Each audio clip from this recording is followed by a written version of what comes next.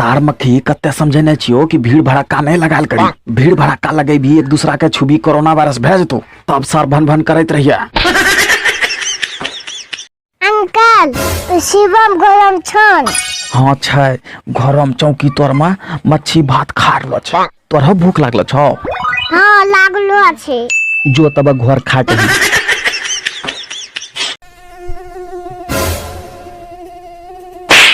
सार मच्छर हमार बात ध्यान से सुन।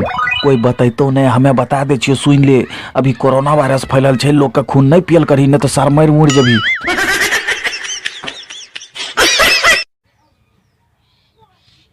नोवल कोरोना वायरस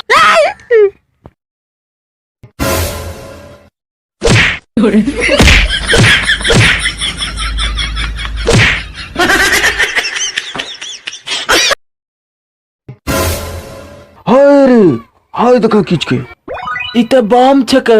ओह दुधू को चल जल्दी पुलिस वक्त देख चले बे।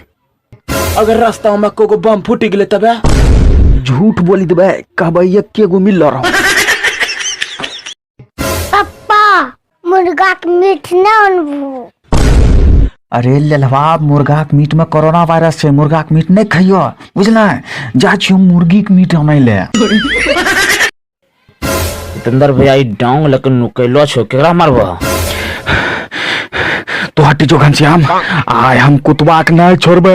कहीं ना की कर लखन कुतवन हा? अरे वो बिनिया में जा रही है जरा फिरे ले। अब कुतवा जत्ती जोर से भौंक लगे कि अब पैंठे भागी दलिए।